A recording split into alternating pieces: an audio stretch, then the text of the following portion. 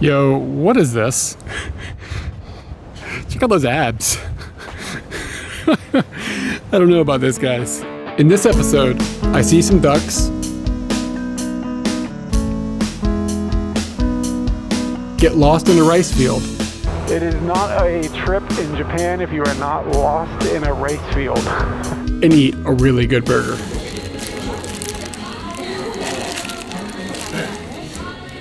It's like really good chicken.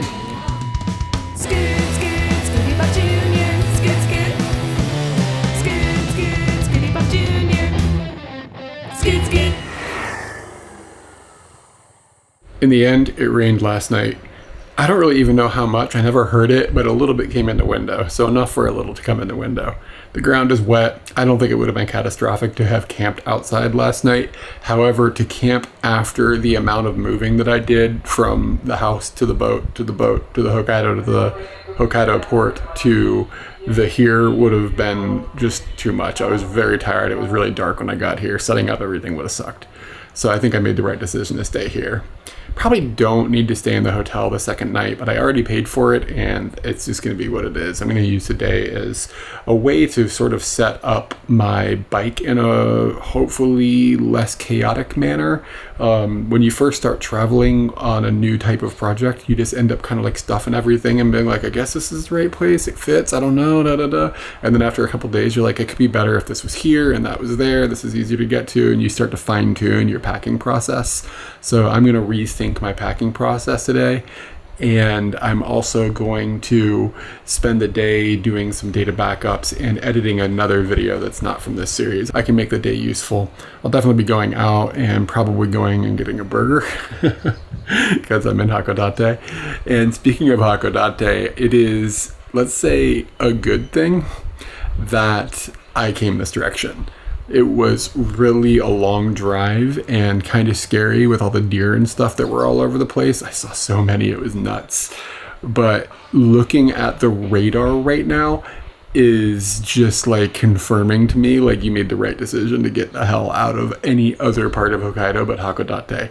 Somehow this little hook down here doesn't have this gigantic green blob of rain that's going to be hitting it, and it also doesn't have days and days worth of rain they're going to be coming that I can see in the forecast. So I think I'm still going to end up getting a little bit of drizzle, but it doesn't look nearly as intense as it's going to be other places.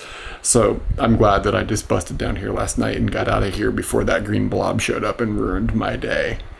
One other note, this little hotel, the problem that I have about shared shower situations isn't necessarily the sharing of the shower, it's that they often have time limits.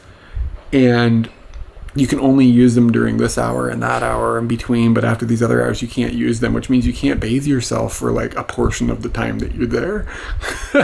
So it can just make things a little bit like, okay, I got to make sure I wake up early tomorrow even though I don't want to, so I can scrub my nards because I like to take a shower in the morning and in the night because I'm like that. So last night when I was checking in, I was like kind of like tired, but the guy is super friendly and he was telling me like, okay, and you can use the shower until 9 and blah, blah, blah, blah, blah. And like, I didn't really listen too hard. I just heard the 9 shower until, okay, gotcha. And then I realized when I was bringing in the stuff off of Scooty last night that it was already 8:45. And I went up to him and I was like, can I take a shower like on, past 9 o'clock or whatever? And he looked at me like, huh? And I was just like, and it clicked for him. He's like, oh, no. You can take a shower until 9 a.m. So the hours for the shower here are like 4:30 p.m. until 9 a.m. And that's not usual. Usually it cuts off at night. So I was like, okay. And he was like, yeah, take your time. No big deal. It's like, all right.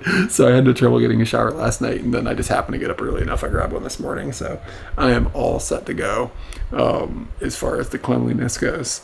And I think the only other thing that I might try to do is just hit a laundromat. I don't have a lot, but I could just manage to clean a few things, and it's usually not too expensive, so I might do that too.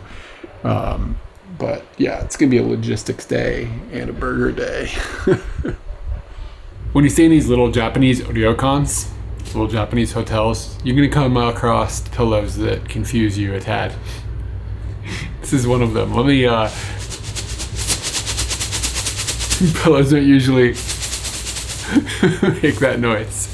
Let me show you what's going on up in here. So inside of the pillowcase, we have another pillowcase. It's like, that's what's holding the stuff together, I guess. And then, oh wait, nope, there's one more thing. There's like a net inside. So we're gonna go one layer deeper. And then you'll get to see what's shaking around. It's like a million of these things. So they're little plastic beads, basically, like little plastic things. And that's what you sleep on. And it sounds kind of ridiculous because like you're kind of like, I just want the fluffiest pillow with the most like goose feathers or whatever is going on. And in this case, they've done exactly the opposite and almost is giving you rocks. But it just sort of works. I don't know. You get used to it. Katie, I think she still hates them, but it actually feels pretty wild to stick your hand on there. But yeah, there's just like, I mean, it's a huge bag of beads. I don't know if I can even get it out. It's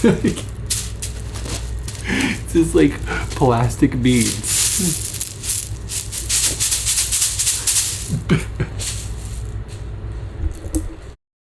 Okay, this isn't my first visit to Hokkaido. When Katie and I were up here, I don't remember how long ago, maybe it was this year, maybe it was last year, the Hakodate we ate here because it's like the chain from this area that makes burgers and it's only in this area, so you can't have this in Tokyo. And one of the things that they do that is so amazing, according to my memory, is fried chicken Chinese burger, like mayonnaise, and then you can add some things to it, like I did, where you can add cheese and an egg and make this thing baller. It's actually quite difficult to pick up because like the nugs all start to fall out.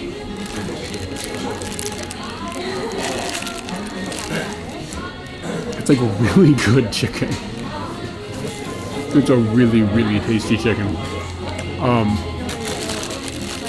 I don't know if I didn't get any egg, it's like all falling apart. It's like you need to eat it with a fork.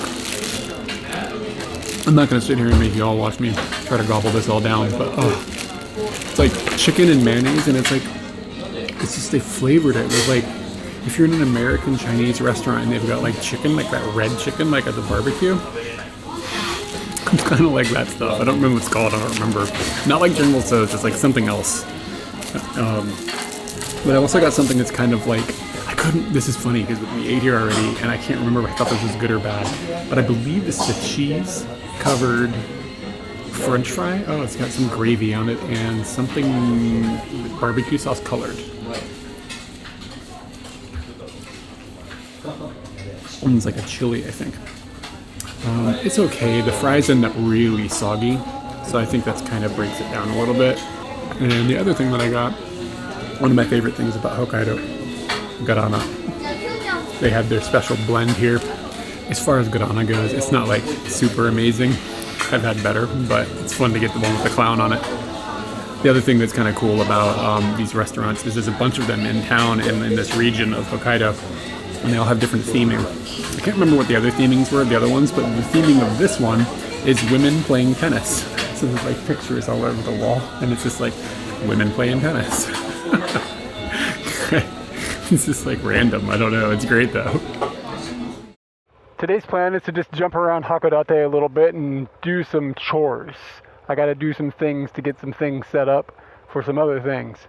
While I'm doing that, I was rolling down this road here, and I think this is a railroad in front of me here.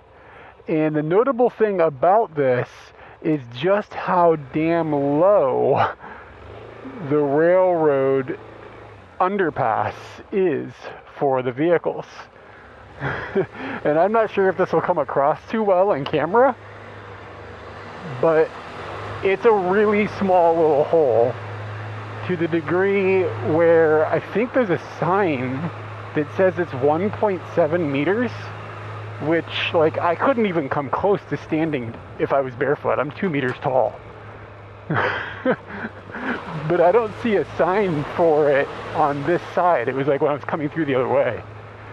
Wild. It's really small, y'all. So here it says 1.7 meters. I didn't see it on the other side, so be careful, y'all. If you're coming from the other side. Don't have an antenna up or something, man. You will clip your shit.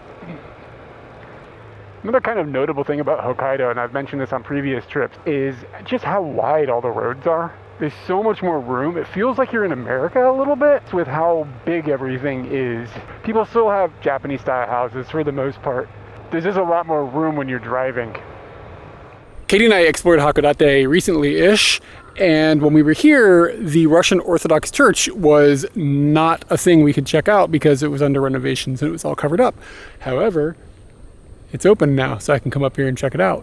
And the only reason I even remembered this was because I just decided to drive up through the Motemachi area, which is kind of like the touristy bit of Hakodate, where foreigners had lived back in the day when Japan had first started opening up, and it's got a lot of Western influence architecture and stuff, which explains why there is a Russian Orthodox church here, and there's quite a few tourists like walking around. And I remember when we were here, I think it was post-COVID or during COVID, it's hard to blur out all those times, it's all just a mess in my head.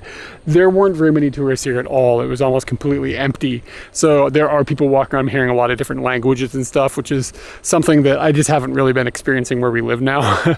So like I can hear some Chinese, I heard some Vietnamese, I heard some people speaking of a couple of different European languages. It's kind of fun to see that that has started to like open up. I don't know if I've mentioned that in recent videos or not, but whenever it hits me, I'm like, whoa, other people. But anyway, the church looks nice. Look at the blue roof and everything. Let's go have a closer peek. I thought I was gonna be able to go inside, but they just closed. So I was like, oh, let's go get a closer look. I didn't get one. I walked by a few minutes ago and the door was open, and then they came back out and the door was closed with a sign. Oh well. Hakodate has a pretty unique geography. The shape of it down at the bottom of the island of Hokkaido sticks out into the ocean and kind of reaches out towards Honshu. And the city itself is sitting on a peninsula, essentially. So a lot of it is surrounded by water. One of the cool things about having a scooty and your own modes of transportation is you can just look at things that are like, okay, what's this point? And just go there. There's no transportation that comes over here. You'd have to take a taxi or be a long walk or something, which is fine, but I can just get over here in 5 minutes on scooty, no big deal. And it's not some place that a lot of tourists are reaching out to unless they are in a bus, which it seems like there's a big parking lot for buses. So a lot of tourists are coming, but the view out here is pretty rad. You can see the clouds coming in on the mountaintop. Looking out over the water is pretty nice too, but it's hecka windy right now.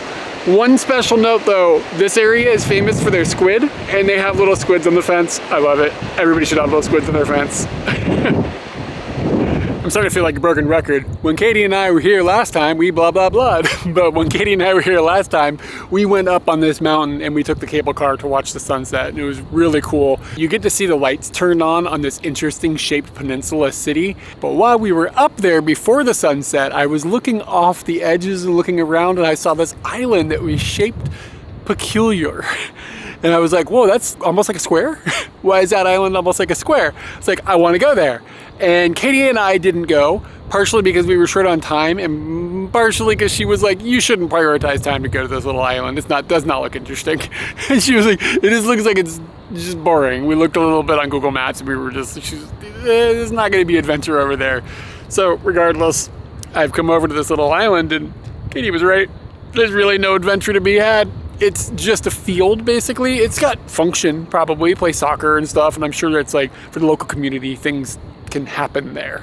But for just like a dude looking for adventure, it's just a soccer field. It's really not that interesting. However, the view from the island, which by the way is the greenery island, Midori no Shima, the view from the island is pretty cool because you get to look back at the cool looking city, and you've got some yachts and stuff that you can take a look at and just admire the Hakodate-ness of the moment.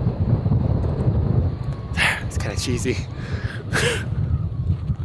This one time at Hakodate, we had some really good ramen, so I'm gonna go have it again.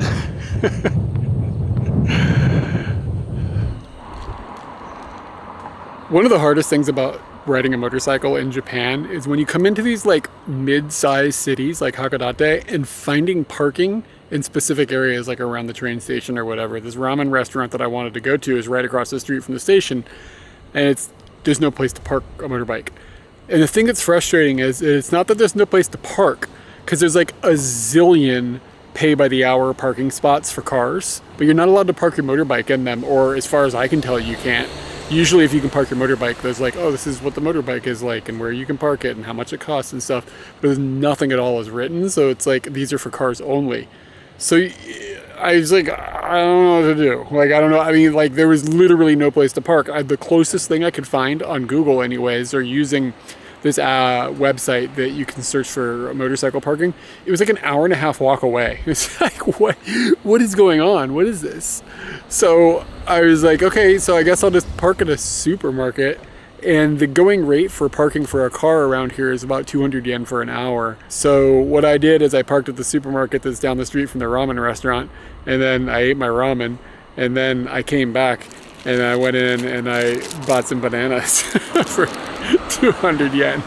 So I feel like, I mean, I kind of didn't steal the parking space, but I also just sort of got a treat for myself.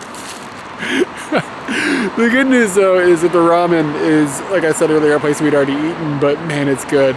I'm gonna go out on a limb here and say I think the best ramen is Shio ramen, and that might be the best bowl of Shio ramen I've ever had. It's very simple, but it is just exquisite. And last time we came here, I was like a little worried when we went in because the taxi driver that gave us a ride there was like, I've never eaten there.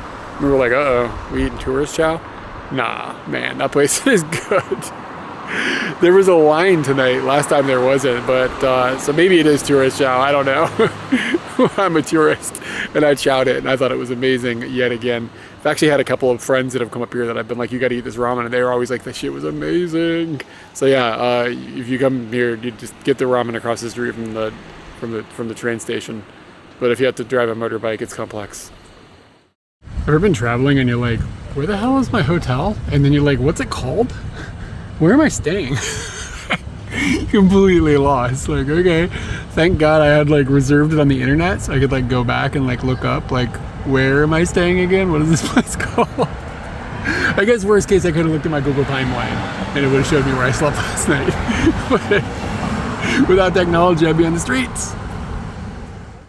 Gozaimasu. It is finally looking like we have some good weather this morning, and I'm going to be leaving the hotel that I've been staying at in kind of northern Hakodate and going to do something. I don't know what I'm going to do. I don't have any plan.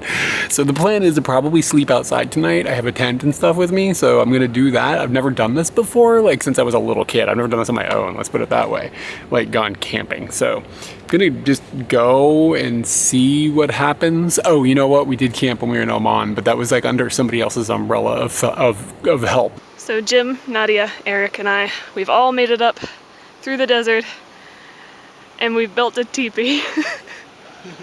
This is my first solo camping adventure.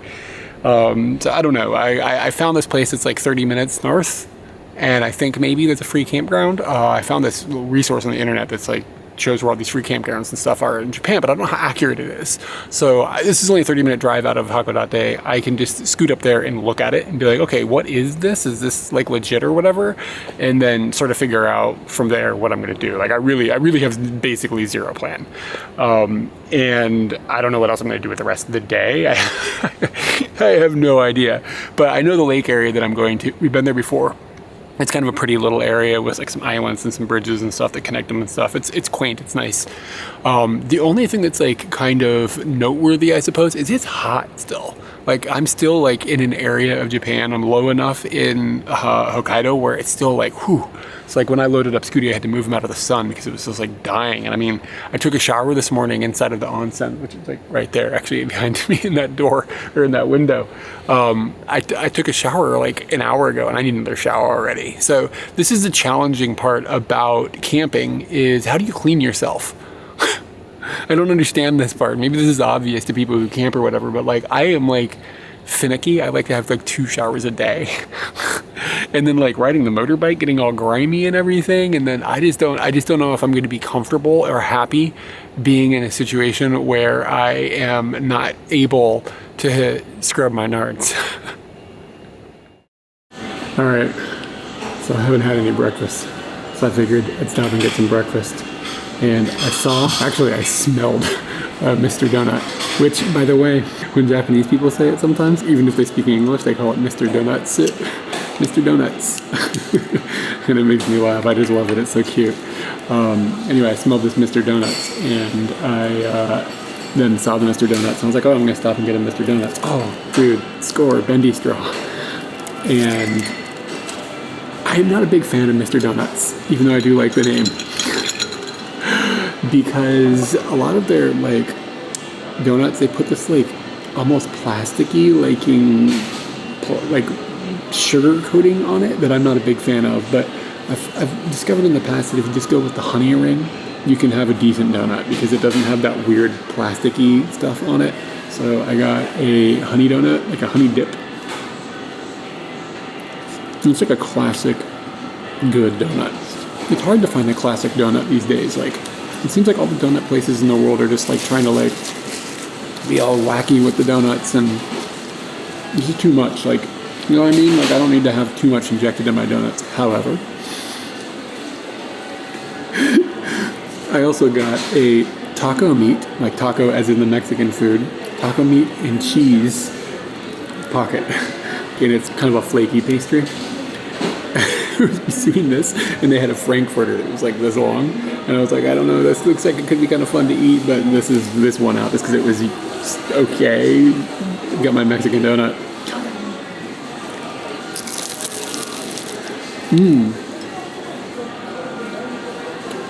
It smells good. Like when you bite into it, it's like Taco Bell. Like in a good way. Whoa, it's a little spicy. It's actually really good. It was like 100 and something yen or something, I think, 200 yen. Whoa, it's like, for a chain restaurant, it's like a really good pastry. This is the kind of thing you'd expect to get from like a mom and pop bakery that's like passionate. No, it's good. Tastes more like pizza than a taco, but that's fine. You know, like an iced cafe all day. All this together was 545 yen. So it's pretty cheap for breakfast, I guess. It's like I deserve a donut, you know what I mean? But let me kind of dial you into my emotional state, I think, a little bit about what I'm about to do. I'm kind of nervous about this, to be honest with you. Like, I'm not I'm going outside of my comfort zone. And I mean, I've done like a shit ton of traveling, and I mean, I did a big hitchhiking series up here, but sleeping outside, like, and dealing with all the gear, and like, I am weirdly worried about bears. And I Googled it last night, by the way, to find out if bear bells actually work. They don't.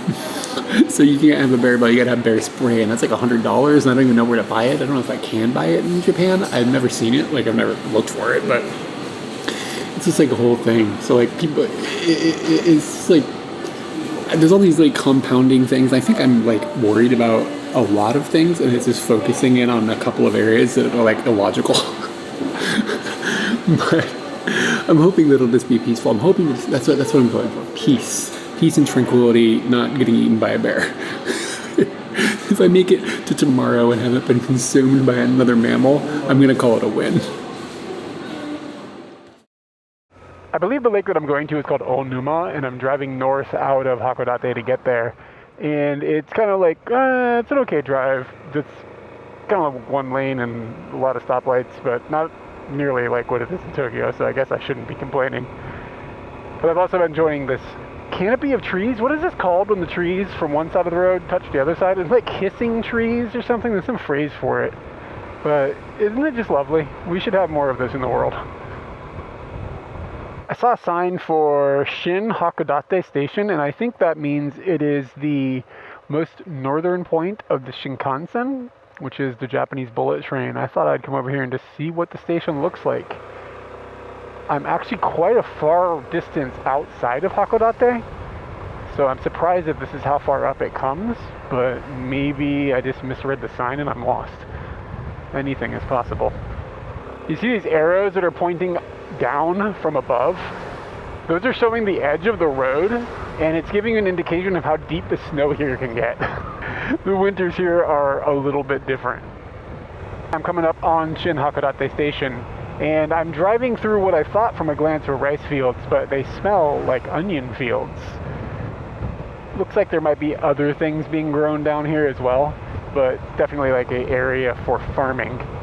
And it is right up against one of the most like awesome pieces of technology that exist. That's pretty interesting, but I guess farming has sort of become technological as well, hasn't it? Ooh, tomato. There's a sign that says tomato. Huh. I wonder if they're good. I bet they are. I'm gonna just turn here. This seems very recently developed, this area around the train station, and of course there's a Toyoko Inn all set for any sort of tourism that's going to bust up here on the bullet train. The first thing they build. Tokyo Rent-A-Car. Yeah, this is like a Japanese city that was literally built very, very recently. That's interesting. Is like going to develop outward from here, I suppose? I would have expected for this to have just terminated in actual Hakodate. I'm not sure exactly when the station was open, but it's been since we've lived in Japan that they've extended the Shinkansen tracks up into Hokkaido, and this is, I guess, as far as it goes. Again, I thought it was in Hakodate, but we're outside. We're out in farmland. I wonder if they're expecting this to develop further. I do know that they do anticipate to build the Shinkansen tracks all the way up into Sapporo, but I believe it's supposed to be like into the 2030s or something before that's going to happen, so it's still going to be a while before that actually connects up into the big city of Hokkaido.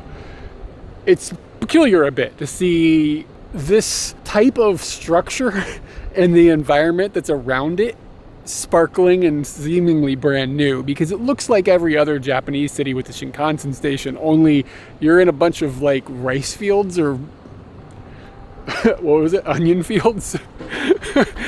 And then there's like no, it doesn't feel like a city. It just feels like a thing that got put here. It feels fake almost. But they've got things that, I mean, people would need. People are going to come up here from other parts of Japan and they're going to stay in a hotel for a night. And then they're going to rent a car. And there's 2 big rental car places right here. And then they're going to go on a trip around Hokkaido in their vehicle or whatever. So it makes sense, like what's built up around it. It's just kind of like, it just feels weird. It just feels unnatural or something. Like it didn't develop.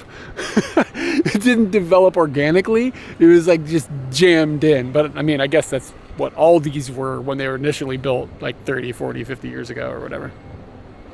Yo, what is this?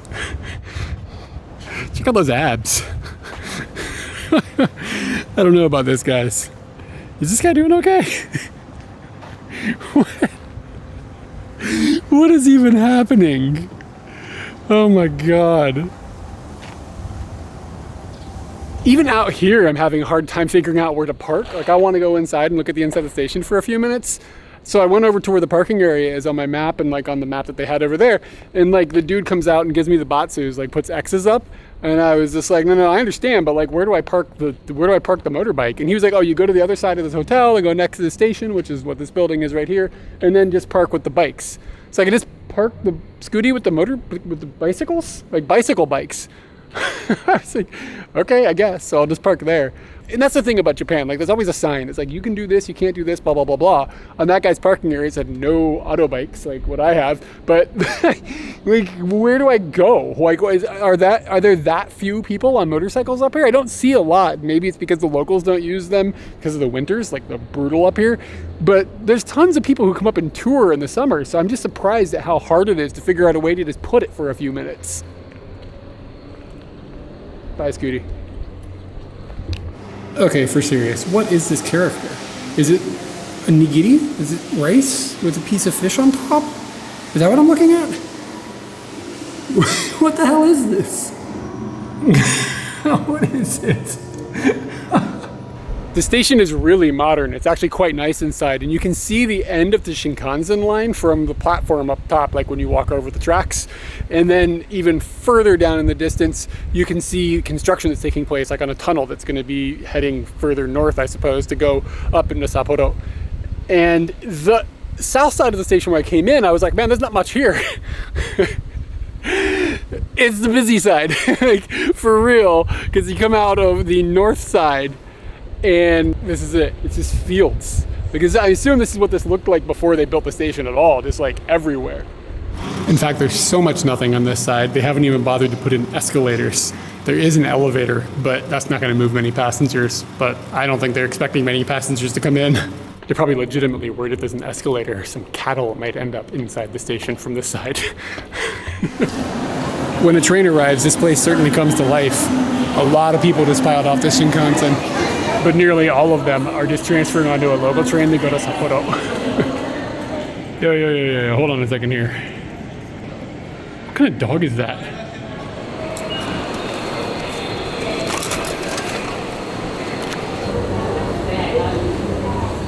I noticed one of the trains was going to be leaving soon and headed towards Tokyo. So I decided to buy a platform ticket, which is like 200 yen. And you can come down and watch the train leave. Gave me a cool opportunity though to see the train and then see the end of the Shinkansen line going north again from a different perspective. And then saw the train take off and now it's speeding towards Tokyo. I love the Shinkansen. Also of note, there was just a bunch of like train otaku, like train dorks. Like they're taking pictures of the train with me. And one of them is like, I don't know, 2 or 3 years old. He's super hyped on the train. He's got all the Shinkansen gear on, like a backpack and stuff. And his mom was like, okay, the next one is going to be here in 30 minutes. So we need to go to the bathroom and come back. And the kid is like pumped. Am I right in thinking that it's usually not the kanji below the hiragana, but the other way around? Is this peculiar? More Shio Ramen, y'all. This is so damn wholesome and good. So the reason that I'm here, not that I'm upset, is because I checked Google for restaurants and I was like, okay, there's a few to choose from. And then I clicked the open now button and there wasn't a few to choose from, there was one to choose from. And I came over here, it's like connected to the train station basically. And I had to stand in the line for like 25 minutes and then I got an amazing bowl of noodles. I'm not disappointed at all. The mystery has been solved. He is sushi. Katie and I have been collecting fridge magnets and went ahead and picked one up. Our bro, Sushi Hookie. And I feel a little dumb now that I like know for sure it's sushi because his name is Zushi. Like it's obviously a play on sushi, but like the one that I saw outside, his abs are all like ripped and stuff. I didn't know what it was. It's like what the fuck? What am I looking at? But he's just a nigiri. And I grabbed a Garana because, dude, if you come to Hokkaido, you've got to have the Garana. There's a bunch of different like brands of it, and it's fun to just taste test them. And they are quite different, actually. Like it's not just like a solid, like consistent flavor. I'd say this one is probably better than the Scary Clown one that I had yesterday. But it's still a little bit light on flavor. Some of them are much richer. Garana connoisseur. I've come back out here to saddle up Scooty and somebody else has parked a motorbike out here. So either I'm doing the right thing by parking out by the bicycles or somebody else saw mine parked here and went, oh, hey, that's where I can park. So I don't know, maybe I just started some sort of horrible trend, but I think I'm in the right place. It's just peculiar that there's no official places, you know what I mean? But Scooty's here, no markings, nothing. Thank God he's here. But I guess if he wasn't, there's not a long way to get on the Shinkansen to go home. It was kind of on the way, so I slid back over to the tomato place because I was like, oh, I want to get some tomatoes. But they only sell a bundle. I need like a tomato. I want to eat one, just munch into one tomato right now. But I don't really have room on Scooty to like haul with a whole bunch of like extra fruit. So I'm gonna have to take a pass. Okay, I'm back on the road towards the lake that I'm hoping to set up camp around. And this is the north side of the Shinkansen station. And man, does it smell like onions. Okay, I know one thing is about to happen. I don't think it's too far off this road. One of the things that I remember from this trip is seeing a tanuki sign, I think, somewhere along this road. It's funny the things that stick in my memory. All right, yeah, it's a tanuki and a fox.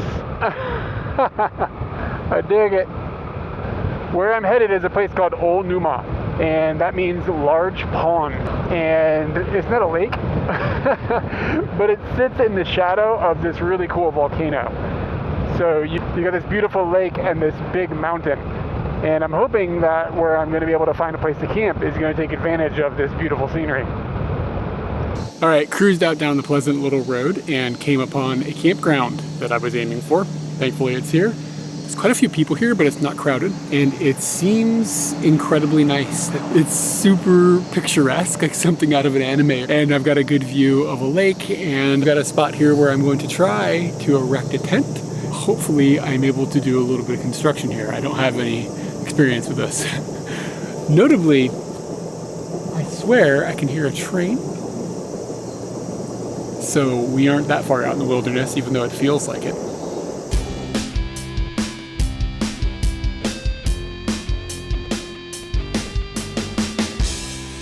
I think I have a tent. I think I could do it better next time.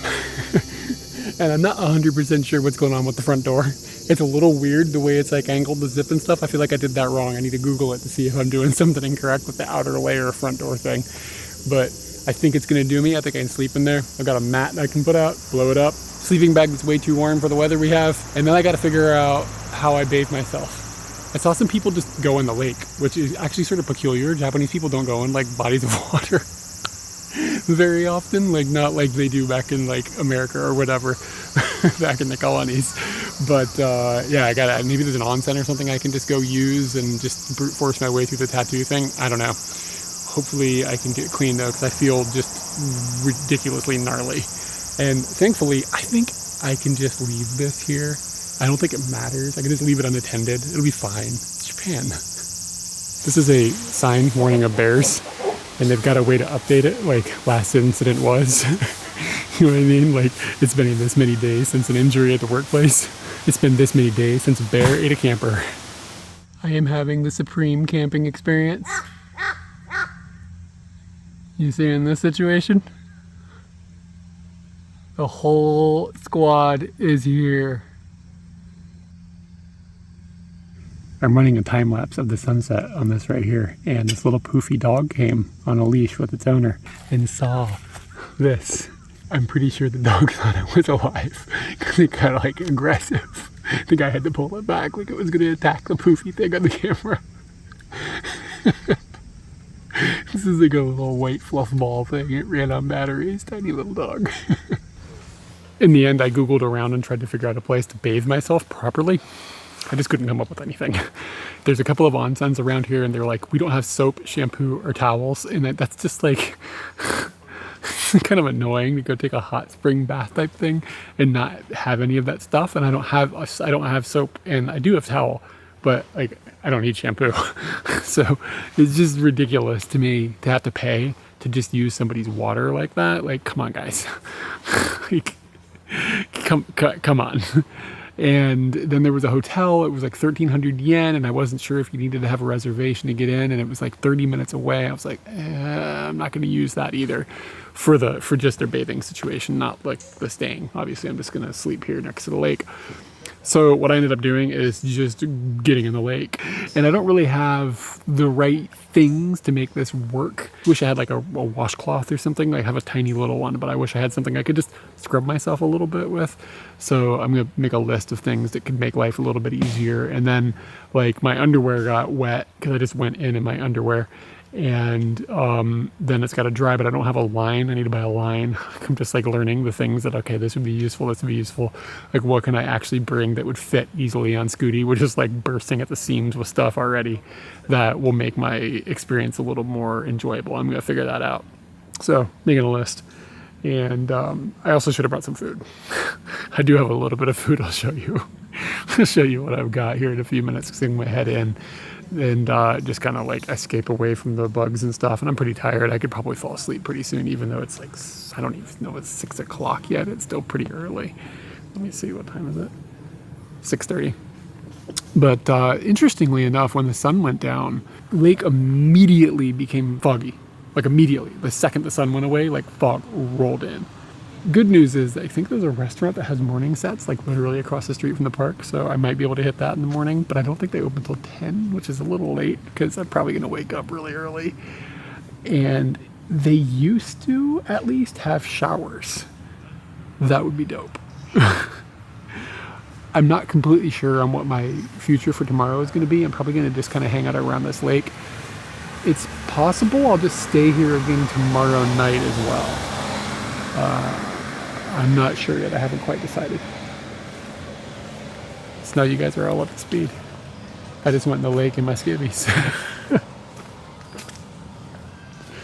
I feel cleaner though. Like it feels okay. It seems like I don't smell bad, and I don't have any leeches hanging on my nuts, so I'm fine.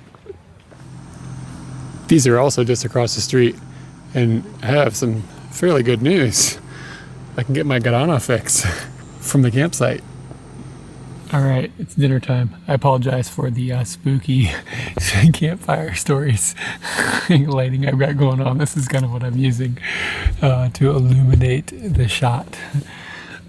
Man, am I that pink? Oh no. I did wear sunscreen today, but it looks like, I don't know, maybe the light is pink. I don't know. Anyways, so this is the main course. I got a little bag of like Doritos. Basically, it's like taco chips that I just had. And I got a drink out of that vending machine. It's like a sparkling apple jam. Kind of excited about this guy. I've had it before. I also have some water, so don't worry, I'm not killing myself here. And then,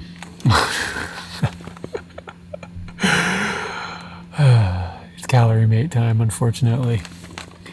I guess it's not something we talk about that often, so I guess I'll mention it. It says on here, Calorie Mate Block contains a nutritionally balanced source of energy needed for daily activities. Calorie Mate Block, it's gonna block.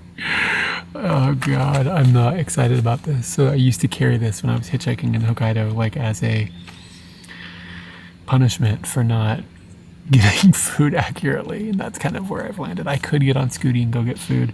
I just don't feel like it, so I don't know. What I'm gonna do first is eat these chips, and if it fills me up, I'm gonna save the Calorie Mate for another day. I did get maple flavor. I think that was the best. I don't know, but it's basically like a brick of bachelor chow. You'd use it for like, if you go camping or if you go hiking or something and you don't have a lot of like weight that you can carry and you want to have like energy. Like, I think these are good for that. But I just get them as like emergency rations. I wish I had some peanuts or something. If I had peanuts in these chips, that would be a full meal. I'd be good to go. Oh well. Good news, the chips are delicious. Bad news, I think I'm gonna break into this. I'm still kind of hungry. This is probably making some people happy. Oh, it comes like a 2-packet thing, so I'll have to see the other one. I'll only have half. So it comes in like this like space foil. And then you get like a log. I don't remember which one I hated more. I think it was the cheese that was really bad. There's cheese and chocolate and all these weird flavors. But, all right, here's to the Calorie Mate. It's been many years. I think the last time I ate one of these, I was in Hokkaido.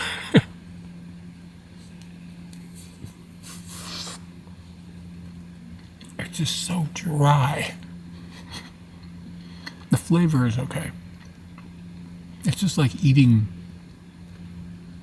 dry, like, flour. I would recommend getting some of these, if only to understand the hell that is these situations, these desperate times.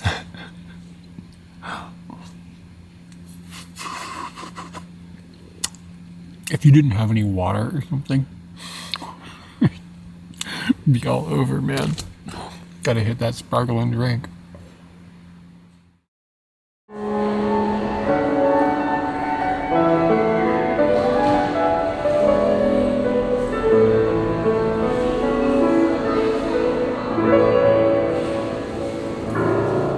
When you stay in little hotels like this, these little ryokans, you're gonna come across some pillows that might confound you.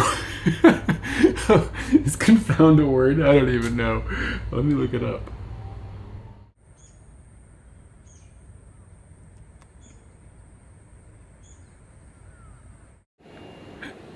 I have to choose my words real carefully there.